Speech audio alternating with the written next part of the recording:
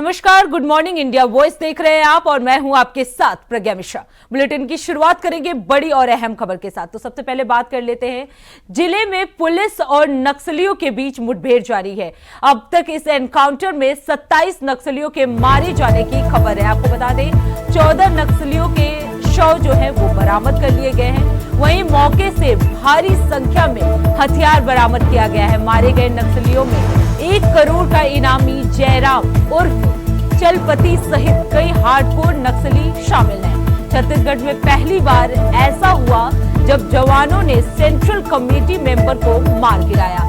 इनामी जयराम उर्फ चलपति नक्सलियों के सेंट्रल कमेटी का सदस्य था। इधर जवानों को मिली सफलता पर सीएम साय और गृह मंत्री विजय शर्मा ने बधाई भी दी है। आपको बता दें, नक्सलियों की मौजूदगी की सूचना के बाद छत्तीसगढ़ और ओडिशा की ओर से ज्वाइंट ऑपरेशन चलाया गया था। इसमें से 10 टीम एक साथ निकली थी। 3 टीम ओडिशा से, 2 टीम छत्तीसगढ़ पुलिस से और 5 सीआरपीएफ टीम इस ऑपरेशन में शामिल थी। आपको बता दें कि जवान क्षेत्र में सर्चिंग अभियान पर निकले थे, तभी नक्सलियों ने उन पर हमला कर दिया। जवानों ने मुंहतोड़ जवाब देते हुए 20 माओवादियों को ढेर कर दिया। वहीं गृह मंत्री अमित शाह ने जवानों को बधाई देते हुए कहा कि भारत में नक्सल अंतिम सांस ले रहा है। मार्च 2026 तक भारत नक्सल मुक्त हो जाएगा।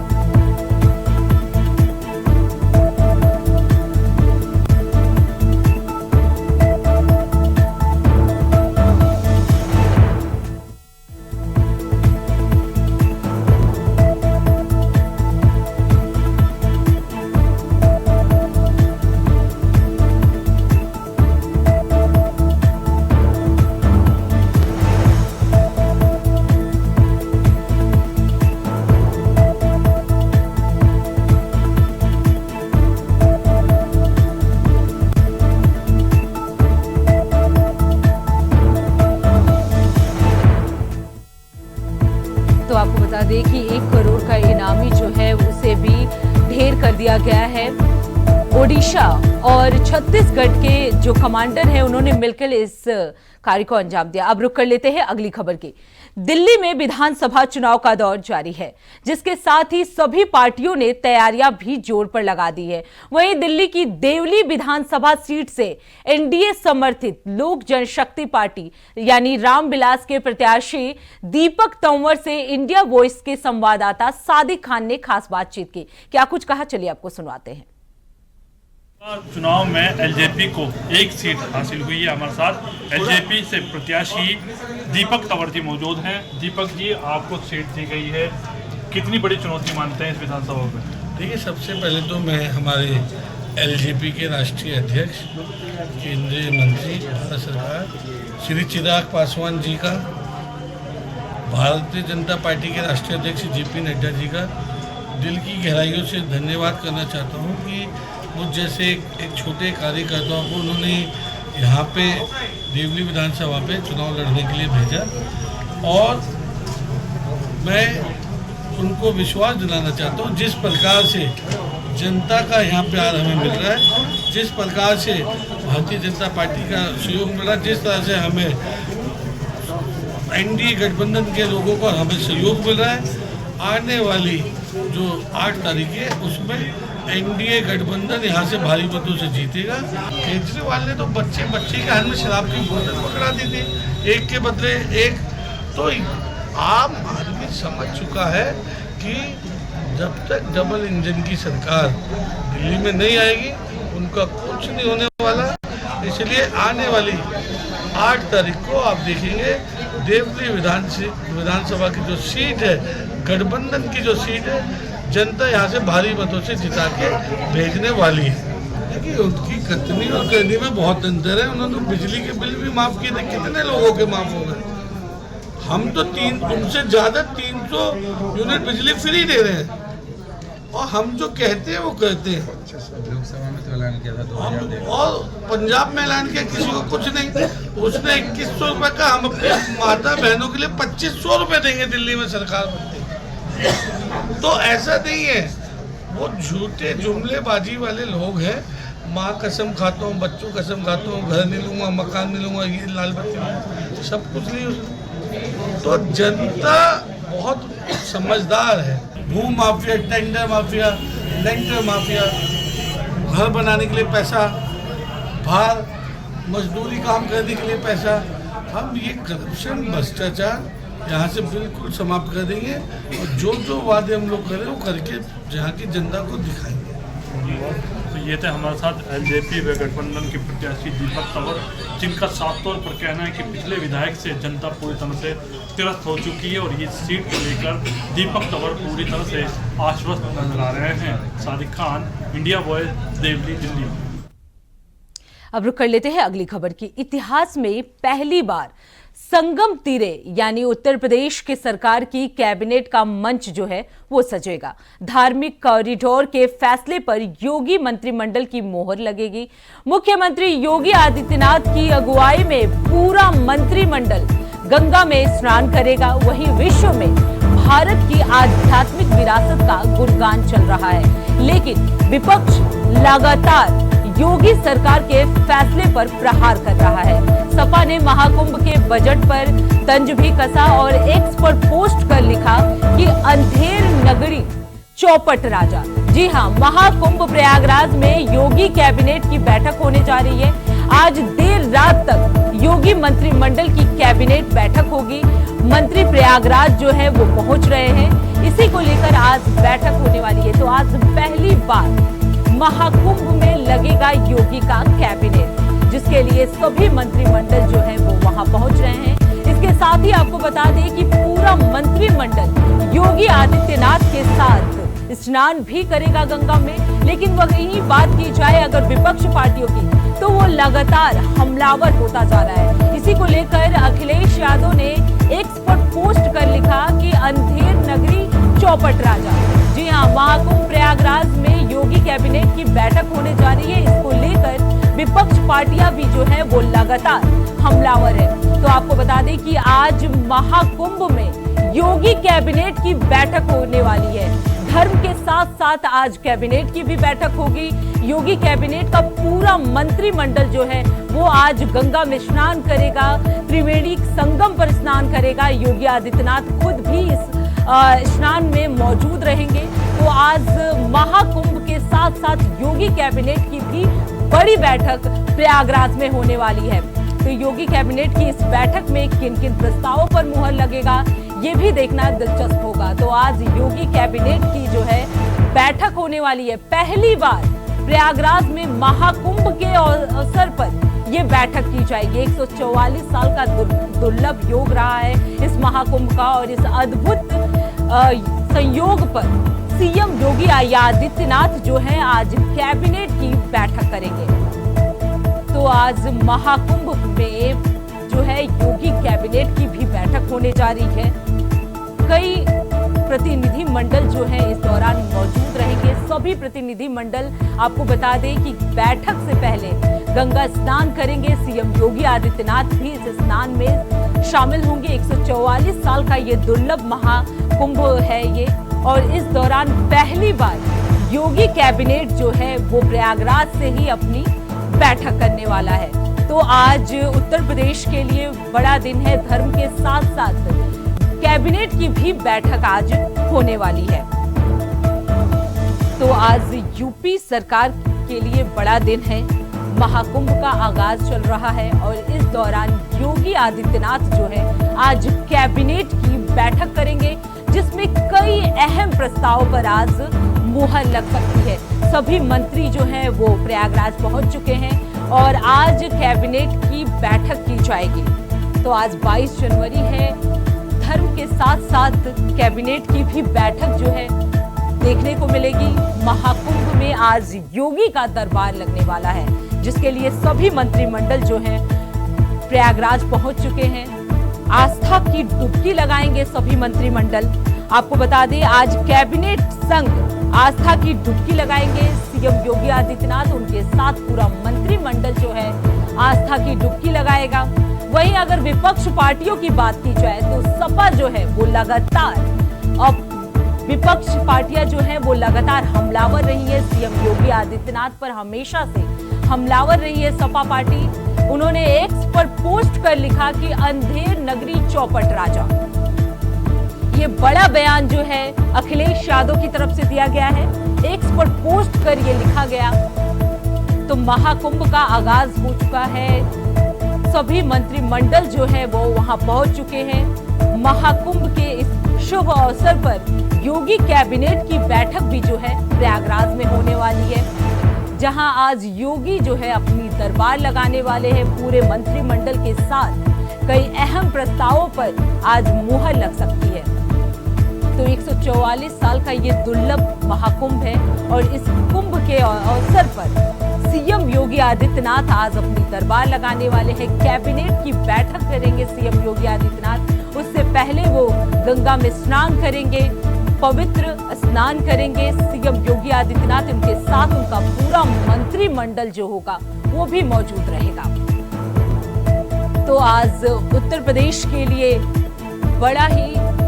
बड़ा दिन माना जा रहा है, क्योंकि जहां एक तरफ महाकुंभ का त्योहार जो है वो चल रहा है, वहीं आज योगी कैबिनेट की भी बैठक होने वाली है। तो प्रयागराज के लिए आज बड़ा दिन है, क्योंकि योगी कैबिनेट की बैठक होने वाली है। सभी मंत्रिमंडल जो है वो प्रयागराज पहुंच चुके हैं, जहां एक तरफ सभी सनातनी वहां मौजूद है।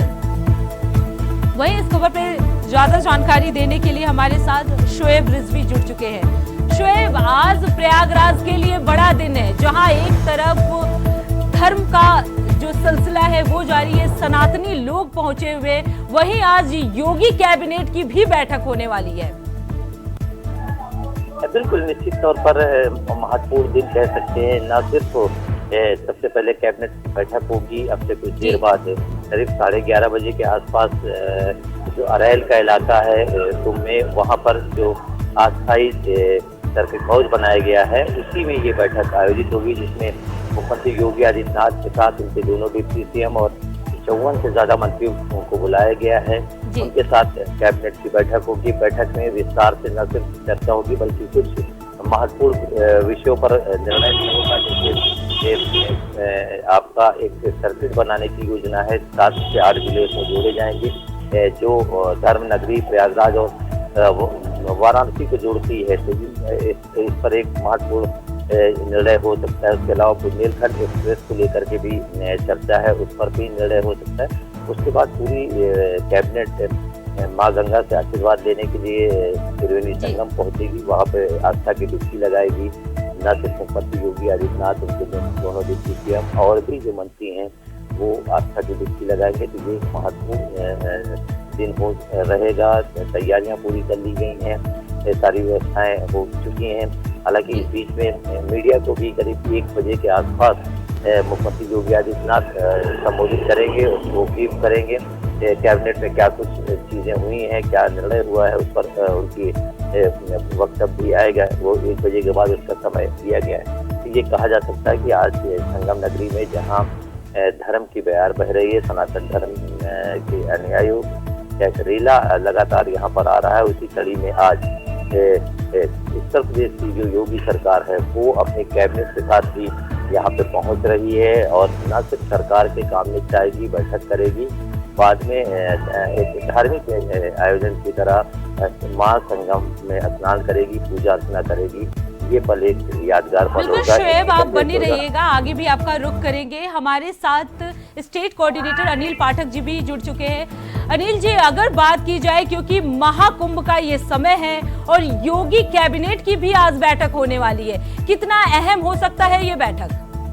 देखिए, ये इतिहास में पहली बार संगम के किनारे जो है उत्तर प्रदेश सरकार की कैबिनेट की बैठक होने जा रही है, जिसमें अहम फैसले हो सकते हैं।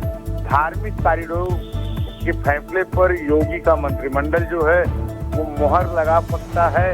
एक धार्मिक परिक्षेत्र बनाने का मसौदा तैयार किया है योगी सरकार में, जिसमें प्रयागराज, वाराणसी, चंदौली, गाजीपुर, जौनपुर, मिर्जापुर और भदोही जनपद को शामिल किया जा सकता है। अहम फैसला ले सकती है योगी सरकार।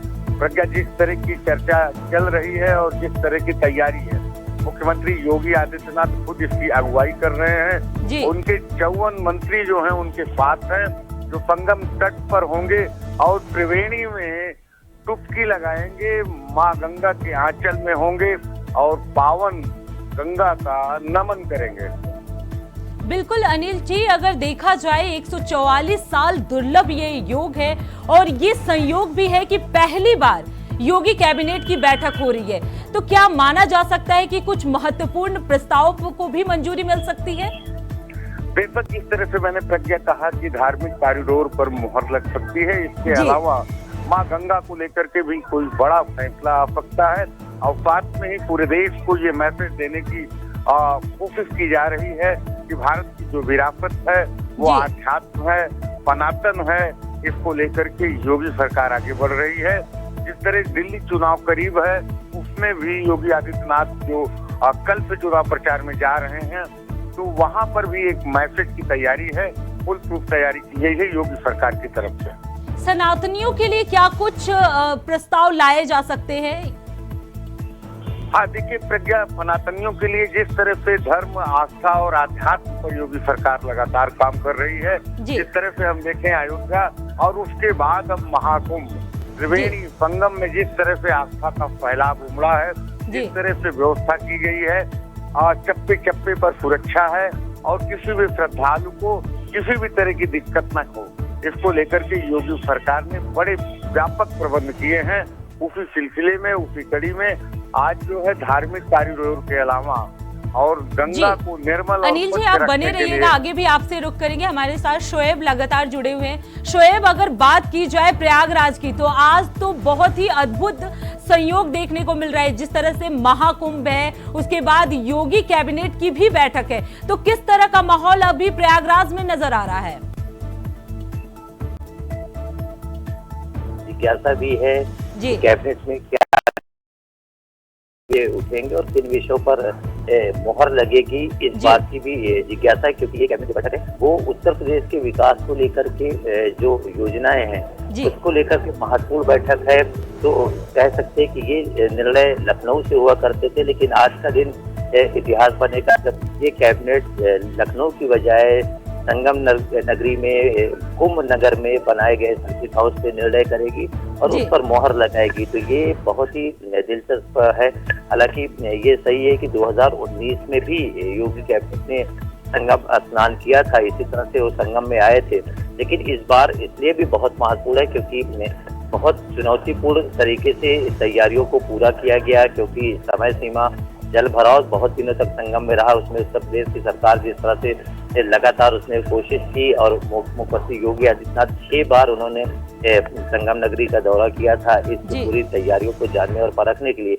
ऐसे में आज की कैबिनेट न सिर्फ बहुत महत्वपूर्ण है, जब संगम में आस्था की डुबकी लगाने के लिए उत्तर प्रदेश की पूरी कैबिनेट अपने नेता के साथ पहुंचेगी, वो पल निश्चित तौर पर देखने योग्य होगा और लोग कहीं न कहीं सनातन धर्म की जो एक पताका है उसको फहराते हुए दूर तक ये मैसेज जाएगा। हालांकि आने वाले दिनों में प्रधानमंत्री, राष्ट्रपति, उपराष्ट्रपति के भी कार्यक्रम संभावित है, होम मिनिस्टर अमित शाह का भी कार्यक्रम संभावित है। हालांकि ऑफिशियल इसकी जानकारी नहीं है, लेकिन फरवरी तक में इन लोगों के भी दौरे होंगे जिसमें अमित शाह होंगे, अलग अलग तारीखों पर प्रधानमंत्री होंगे। तो ये आज कहीं न कहीं कैबिनेट की बैठक करके ये संदेश जरूर देना है कि कुंभ अपने दिव्यता भव्यता के लिए एकदम तैयार है और जो भी श्रद्धालु, वीआईपी या जो भी आएंगे उनको यहाँ का जो अद्भुत नजारा है वो देखने को मिलेगा। शोएब, अगर देखा जाए, क्योंकि जिस तरीके से महाकुंभ का समय है और योगी कैबिनेट की भी बैठक हो रही है, तो इससे सीएम योगी आदित्यनाथ क्या कुछ संदेश देने की कोशिश कर रहे हैं? क्या सनातनियों को भी शामिल किया जा सकता है इस बैठक में? बिल्कुल, जैसा कि हमारे अनिल सर बता रहे थे, हमारे स्टेट हेड की, इसके राजनीतिक माने भी निकलेंगे। दिल्ली में चुनाव हो रहा है और इसके जरिए से एक बड़ा संदेश देने की, एकजुटता की, सनातन प्रेमियों को एकजुट होने की, इस तरह के तमाम संदेश और तमाम मायने भी निकाले जा रहे हैं। इसलिए जो विरोधी दल है वो इस पर तरह तरह के सवाल भी उठा रहे हैं, लेकिन क्योंकि योगी आदित्यनाथ अपनी एक अलग पहचान रखते हैं और किसी भी फैसले में कोई देरी नहीं करते और वो बहुत ही मतलब इस तरह से कह सकते हैं जो बोल्ड डिसीजन लेते हुए अपने फैसले करते हैं। और इसी कड़ी में ये आज कैबिनेट की न सिर्फ बैठक होगी बल्कि स्नान करेंगे, मीडिया को ब्रीफ करेंगे तो कह सकते हैं कि एक बड़ा संदेश देने की कोशिश करेंगे सनातन प्रेमियों के लिए और अपने विरोधियों को भी। शोएब, आप बने रहिएगा हमारे साथ। लगातार अनिल पाठक जी भी जुड़े हुए हैं। अनिल जी, अगर अब बात की जाए विपक्ष पार्टियां की, तो विपक्ष पार्टियों ने भी बड़ा हमला बोला है। आपको बता दें कि सपा ने एक्स पर पोस्ट कर लिखा अंधेर नगरी चौपट राजा। अब इसके क्या मायने निकाले जाए? देखिए प्रज्ञा, समाजवादी पार्टी ने कल ये पोस्ट किया था और बजट को लेकर के तंज कसा था। समाजवादी पार्टी का इशारा है कि जो कुंभ में हो रहा है, महाकुंभ में हो रहा है, इसमें बड़े व्यापक पैमाने पर धांधली की जा रही है। उसमें 7500 का बजट, 7500 करोड़ का बजट का जिक्र करते हुए समाजवादी पार्टी ने लिखा था अंधेर नगरी चौपट राजा। एक तरह से मैसेज देने की कोशिश की थी कि केवल करेक्शन के लिए महाकुंभ में इतने बड़े बजट को खपाया जा रहा है, धांधली हो रही है, दुरुपयोग हो रहा है। हालांकि समाजवादी पार्टी शुरुआत से ही महाकुंभ को लेकर के, योगी सरकार को लेकर के हमले कर रही है। बावजूद इसके जो है योगी सरकार का अपना जो दृढ़ निश्चय है एकदम संकल्पित है। जिस तरह से मुख्यमंत्री हिंदुत्व का सिंबल बन करके उभरे हैं और बार बार ये मैसेज देने की कोशिश कर रहे हैं कि सनातन जो है वो सबसे आगे है और हिंदुत्व ही इस देश की, इस धरा की पहचान है। बिल्कुल अनिल जी, अब देखना ये होगा कि कितना अद्भुत हो सकता है ये बैठक, क्योंकि महाकुंभ के शुभ अवसर पर ये कार्यक्रम किया जा रहा है। योगी कैबिनेट की भी बैठक है। अनिल जी, आपका बहुत बहुत धन्यवाद इस खबर पर ज्यादा जानकारी, और शोएब आपका भी बहुत बहुत धन्यवाद। तो फिलहाल इस बुलेटिन में इतना ही। देश दुनिया की तमाम बड़ी खबरों के लिए देखते रहिए इंडिया वॉइस। तब तक के लिए नमस्कार।